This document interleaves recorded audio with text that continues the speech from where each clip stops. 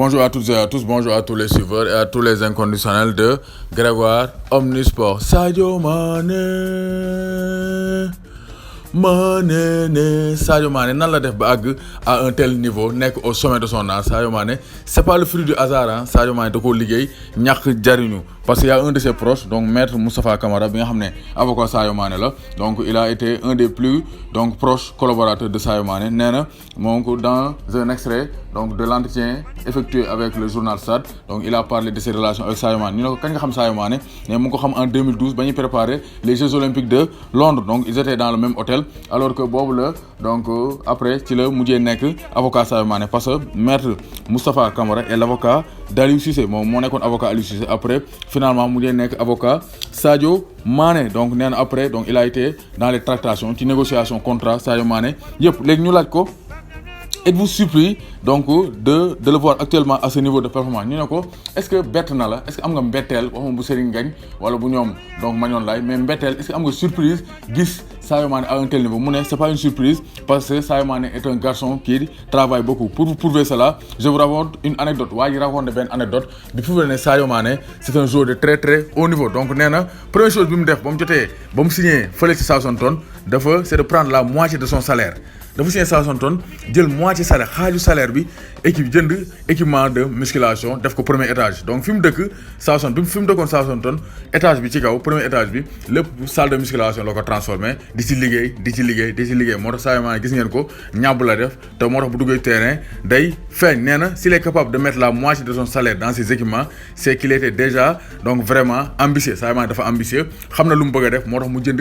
jël xaaju salaire am jënd ci équipement de musculation di ci liggéey nee na donc après dafa amoon ay problèmes musculaires dans le championnat anglais qui était très très difficile après ci la ko boole Fabien Richard def naa benn vidéo ci moom mu ne Sadio Mané donc jour yu muso yi def Sadio Mané moo ci gën a taxaw physiquement il est explosif donc Fabien Richard lañ ko boole Fabien Richard defar ko ba Sadio Mané actuellement kenn mënu ko téye mu ne il était déjà prêt à payer les déplacements de Richard les machines d'entraînement qui coûtaient quand même une fortune donc vous dites que footballeur professionnel yombul ah gars yi da ngay tëdd di am sa xaalis noonu rek di jaaxaan pour nga am un niveau de performance élevé il faut nga investir Sadio Mané donc n'a pas donc hésité à investir donc pour être au plus haut niveau est-ce que cet investissement colossal lui a valu aujourd'hui cette reconnaissance. Sadio Mané est un joueur extrêmement rigoureux mais Sadio Mané dafa rigoureux même quand il y est allé il n'a fait que 30 minutes avant de rentrer chez lui donc Sadio Mané moom quel soit alpha ndaanaan la moom liggéey rek lay def liggéey rek donc quand il était à Salzbourg il y a fait d'année de l'équipe première il ne voulait pas y aller. Je lui ai dit non il faut y aller donc nee na ba mu nekkee Salzbourg pour dire que Sadio Mané amul caaxaan dafa nekk Salzbourg équipe bi def sa fête de l'année donc Sadio Mané ne moom du dem parce que ay fêtes yooyu tax koo jóg il préfère rester chez lui donc waaj ne ko maître Moustapha Camara ne ko non foog nga dem parce que équipe nga bokk ba nee ba mu demee 30 minutes la fa def ñibbisiwaat parce que nee na amul caaxaan Sadio musul am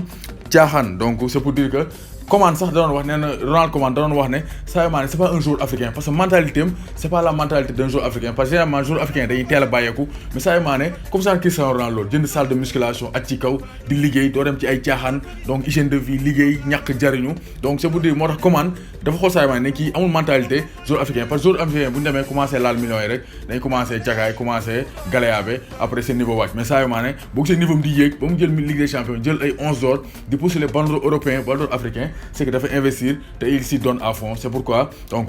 maître Moustapha Camara avocat Sadio Mané nee na Sadio Mané c'est pas le hasard mu nekk à ce niveau te mu nekk fierté nationale dafa investir ba pare il se donne à fond amul caaxaan liggéey ñax jariñu Sadio Mané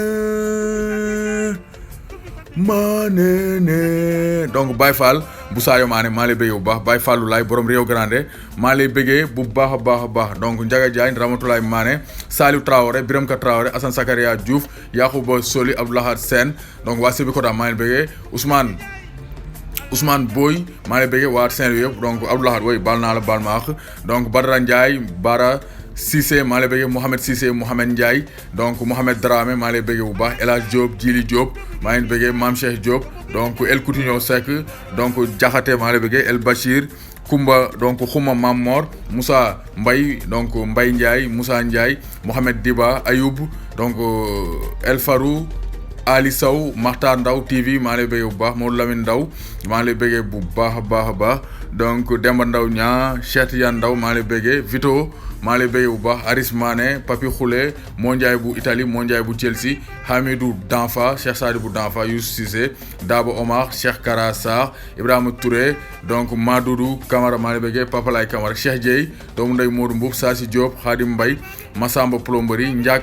donc ñàkk caaxaan maa lay bëggee bu baax waaw caaxaan de baaxul Ñas Mbeng Ñaasa Mbeng donc Murtada Sey maa leen di bëggee di leen bëggee